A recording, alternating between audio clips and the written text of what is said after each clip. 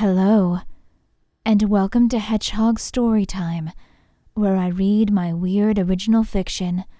The following story is part of the Edie Valley Project. Link to the playlist in the description below. Yes, you have to read them all.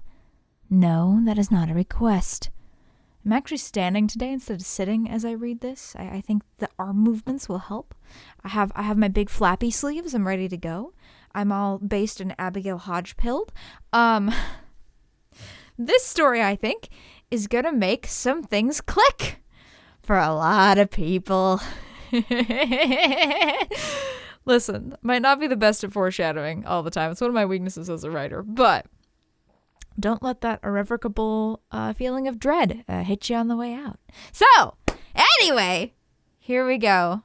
Without further ado, this is Ravenheart, Part 3. O'Keen was cold without his jacket. This made waiting for the smith to finish his work all the more agonizing on the slope of that frigid mountain. But at the very least, it gave him something to focus on besides what came after. Dvalin had asked him what sort of weapon he'd prefer, since the shape didn't really matter, and O'Keen had thought carefully before giving his answer. His first instinct was to say a sword, since that was the sort of weapon that most destined heroes were supposed to wield. Yet the fact that there were about 50 different kinds of swords and he didn't even know the names of most of them stopped him. An axe was also out of the question.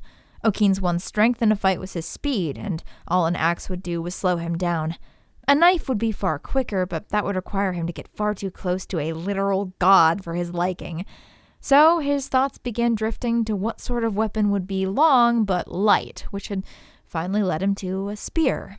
He'd had some training with one, so at least he wouldn't make a total fool of himself. Plus, it would be good for piercing, which meant that it might be possible to end the battle with a single strike.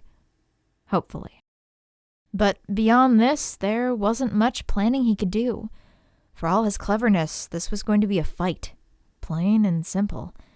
Back home, every man knew how to hold his own in one, but this was something different. Despite the warmth of the fire in Dvalin's parlor, O'Keen still shivered. He was scared. Of course he was. If only because he had no idea what to expect.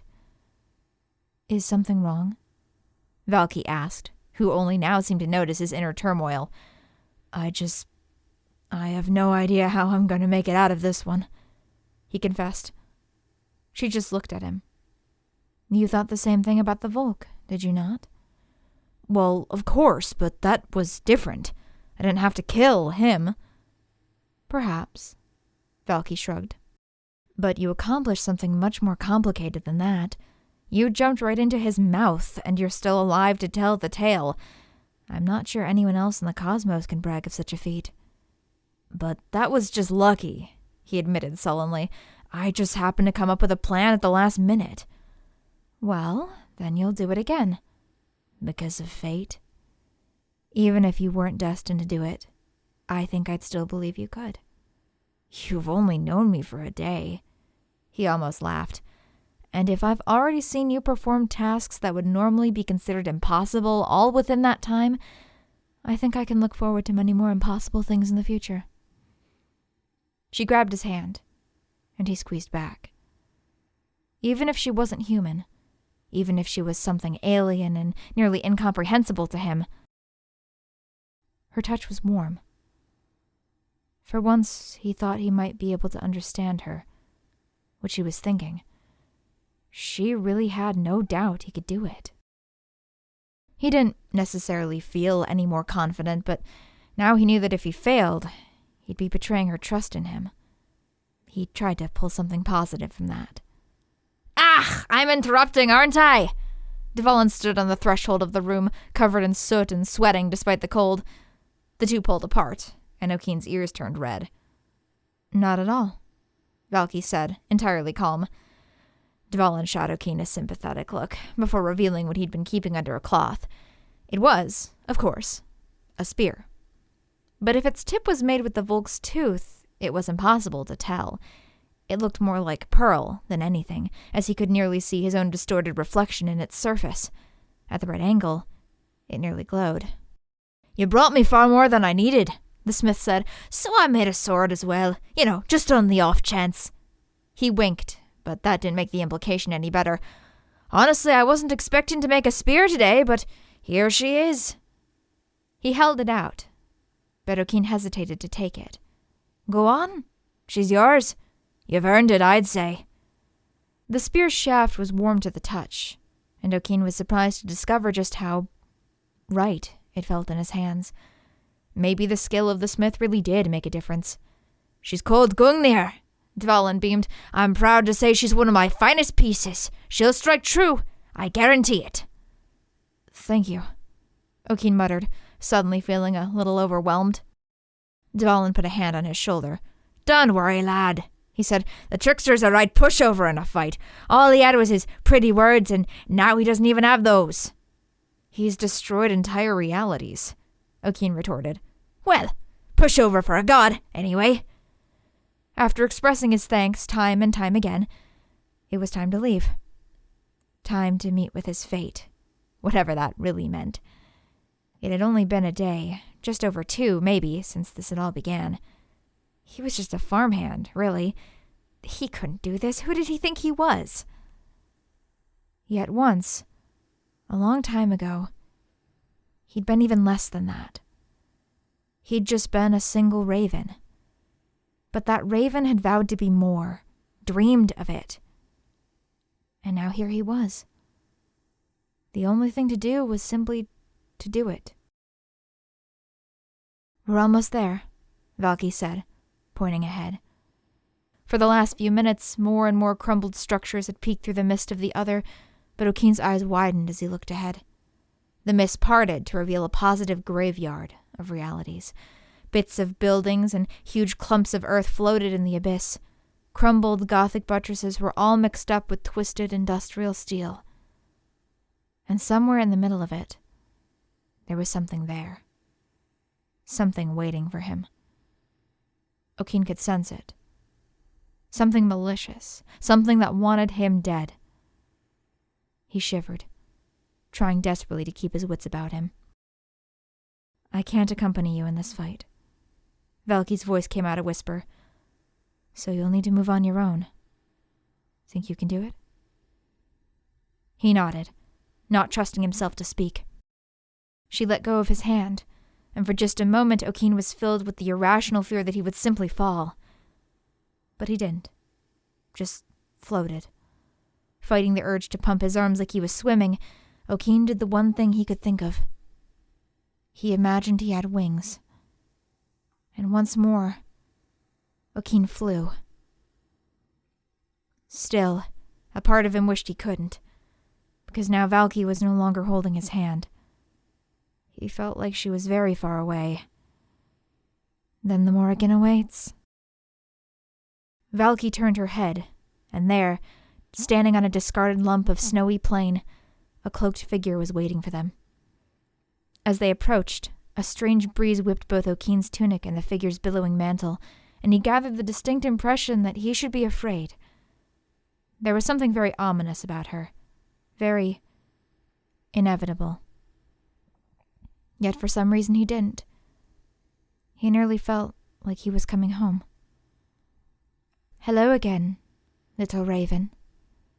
The voice that emerged from cracked, blackened lips was surprisingly lilting, smooth. I have been waiting far too long for your return. She didn't lower her hood, so all he could see were those lips, and a small hint of paint that circled around them on the one side. I'm sorry we couldn't arrive sooner. Valky bowed deeply. There were complications. The Morrigan smiled, not unkindly. It seems the Volk didn't take well to them. She turned to O'Keen. He found himself a bit tongue-tied. I managed. Yes. Then you have it. It was not a question. O'Keen grabbed the spear and presented it to her. The Morrigan took it delicately, the metal clinking gently against the bare bone of her hand. She examined it slowly, all the while O'Keen holding his breath as if he'd been the one who'd made it. I suppose it will do, she said finally, the barest hint of a smile dancing on her lips. She handed it back to O'Keen, before turning off to glance towards the center of the maelstrom behind her. I've kept him here as long as I can. I feel his rage will be great. That won't matter if he's dead, right? O'Keen asked, trying to instill confidence in himself as much as the others. Dead is an impossible feat for one such as him, the Morrigan replied. But still, I wish you the best of luck, little raven. He nodded, but before he moved, he turned instead to Valky. Thank you, was all he could manage. No thanks are necessary. I was merely performing my duty. And that duty involves saving me a couple of times, he insisted, so I'm going to say them anyway. Mouth tilting upwards just slightly, there was not even a hint of fear in her eyes. You'll succeed, she whispered. I know it. Truly, he needed that. Gripping Gungnir so tightly his knuckles turned white, O'Keen faced the howling wind and began walking. It was time to face his destiny. He barely even noticed the edge of the snow as he was too busy observing something in the distance. It was at first nothing more than a small, black shape. Yet there was such a wave of menace coming off of it that there was only one thing it could be. The trickster was there, within the chaos. And he was waiting for him. He was smiling. O'Keen had no idea how he knew that, considering that no lips graced his skeletal visage. Yet somehow, that goat skull was grinning, laughing, almost. His large horns nearly swayed as his head tilted, the two green orbs he had instead of eyes following O'Keen's approach. Under that skull, he didn't appear to even be material. A cloak of shadows covered him from head to foot, and when limbs emerged, they were wispy and as dark as the cloak itself. Would O'Keen even be able to hit a shadow? The trickster did not speak, as O'Keen halted a dozen feet from him, simply continued to leer. There was intelligence in that gaze. It was undeniable. He did not seem to be the simple animal that his appearance belied. O'Keen almost wanted to try reasoning with him. He even opened his mouth to do so. But something made him pause. The trickster's head, though the gaze never faltered, was twitching erratically, almost as if it was being jerked around by some unseeable force. Even the very air itself around him seemed to warp and shift. He hadn't noticed from far away. It was clear as crystal. This god was mad. I don't know if you can actually speak, O'Keen called out to him, adjusting his grip on his spear. So I don't expect a response. But I want you to know, I'm here to put you out of your misery. A response, however, certainly came. With a slow, creaking movement, the jaw of the goat skull opened, and from its depths emerged the most rattling, chill-inducing laugh O'Keen had ever heard. His head tilted to the side again, and equally as slowly, a hand the consistency of smoke arose from the cloak. The trickster snapped his fingers, and the world around O'Keen turned upside down. Of course, there was no gravity in the other, so O'Keen didn't fall, but still his body kept telling him he would, and by the time that he fought off the accompanying nausea, the trickster had vanished. O'Keen didn't realize he was behind him until he felt that rattling breath on his neck. He twisted desperately, and a clawed hand slid right past his ear. Blindly he thrust with his spear, but once again, the trickster was gone. To his right now, O'Keen stabbed, and now he was to his left. Every time he struck, the trickster simply vanished. Was it all an illusion? It must be, what with the world still upside down and all. Unless the trickster had powers that he didn't know about. Still, illusion or not, it mattered little. He needed to get to solid land, and quickly. He couldn't put any real strength into his weapon out here, let alone properly get his bearings. Luckily for him, there were several crumbling scraps of realities floating around, no doubt destroyed by the very entity he was fighting. One of them caught O'Keen's eye, as it still, somehow, had a functioning street lamp, and O'Keen started forcing his way towards it. You don't have to make it a fair fight, but at least don't make me fight upside down, O'Keen called out. Come on, you can't even brag about a fight like that. From somewhere in the subjective direction of up came a nearly mirthful laugh, and O'Keen flinched as he heard a snap right next to his ear. The world abruptly righted itself, and O'Keen fell onto the bricks under the street lamp. "Thanks," he muttered, before the black cloak fluttered into shape right before his eyes, and he barely avoided another lightning-fast attack. He sent one of his own back, but yet again the shadows twisted out of view. Okeen blinked, and the trickster now floated a few feet away, leaning back with his legs crossed in a lazy manner. He raised a hand slowly, but before Okeen could do anything to stop him, he snapped his fingers once again. He wasn't upside down this time. No, the scrap of land he was collapsed on started spinning like a top. Okeen grabbed desperately onto the street lamp, afraid that it might just actually be his vision that was spinning. Yet it must have been real to some degree, for the trickster followed his movement with his hand. Was he waiting for something? Okeen watched as, almost in slow motion, an arm unraveled itself from the cloak, and a clawed hand shot through the air. He tried to twist out of the way, but it was simply too late. Okeen cried out as the claw plunged directly into his eye socket, and upon pulling back, took a shimmering, golden eye with it. The trickster rolled it between his fingers, simultaneously curious and gloating. His teeth clenched together. Okeen tried to ignore the taste of blood as it poured down his face and into his mouth. Whatever chance he'd had before, that was mostly gone now. This battle was nearly over. He couldn't fight like this. Still gloating, the trickster held up the eye to either examine it or to show it off, and Okeen braced himself to let go of the pull. He shut his remaining eye, trying to get a grip on the pain, when his heart nearly stopped. For as soon as his eyes closed, everything was still. The world had stopped spinning completely, yet his hand still gripped the cold metal of the street lamp. He smiled, just a little.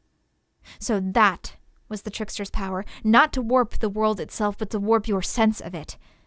But you couldn't fool eyes that couldn't see. Of course, Okeen was no expert at battle, even with his eyes open. He needed every advantage he could get. So he let himself fall back to the pavement and lay there, clutching at his eye. It was agony, sitting there in the dark, his eye socket throbbing, waiting. If he was quiet enough, the trickster could simply kill him before he'd even know. But this might be his only chance. Just at the moment he felt he himself would go insane, he heard something. The quietest flutter, and that low, raspy laugh just to his right. He held his breath and waited yet longer. Then he sprang up, and praying the Gungnir would indeed aim true, thrust at the spot he hoped the trickster would be. There was a whooshing sound, and the spear hit only air.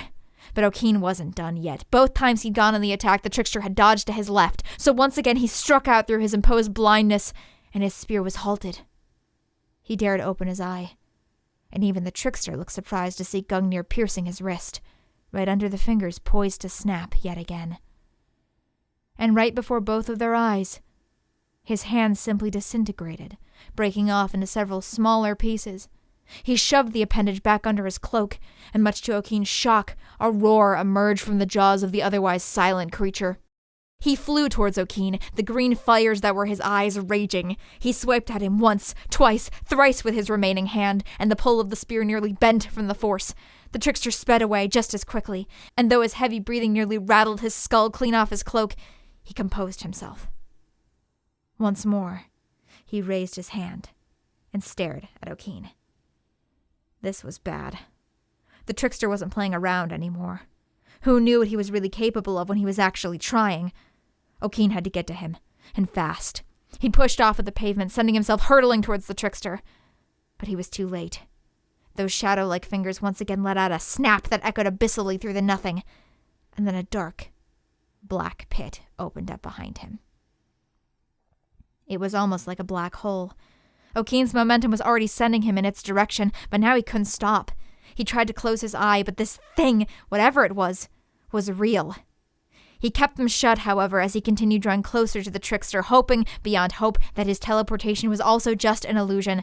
Okeen pictured in his head when he would reach him, and when the moment was right, shot out a hand and grabbed him by one of the horns. The trickster wasn't affected by the darkness's gravity like Okeen was, but he couldn't stop himself from being pulled in with him. The god squealed and bleated, kicked and thrashed, but Okeen held on tightly. "You're not getting away this time," he grunted in between clenched teeth. "Now it's time to put an end to this." Despite the thrashing, with his free hand, O'Keen aimed his spear, struggling against the darkness approaching behind him and against the wild braying of the trickster. But this time, Gungnir did strike true. The trickster fell silent. The black hole closed, and for a second, everything went still. The god stared at the spear sticking out of his cloak. And then the fires in his eye sockets sputtered out, and he started to fall, leaving a trail of inky black fragments behind him. O'Keen's spear was covered in the stuff. He followed the trickster back down to the pavement under the street lamp, his hand still glued to the spear's shaft. By this point, the cloak had become a formless mass of shadow, and the goat skull had disappeared somewhere within it. All the while, the shadows were growing smaller, sloughing off into smaller shadows that began to float away in all sorts of directions. O'Keen wondered if he should prevent them from dissipating somehow, but legs shaking, he discarded the thought. If it was a problem, it wasn't his job to deal with it. Looking back at the shrinking shadows that had been the trickster, O'Keen squinted in confusion. As they shrunk away, he saw something white emerging from them. At first, he thought it was the trickster's skull re-emerging, but no, it couldn't be. The texture reminded him more of hair? He watched as the shadows melted away, first revealing a face and a head, and eventually, all that was left was a man laying on the pavement, the only indication of his previous form the slightly smaller pair of goat horns that looped around his ears.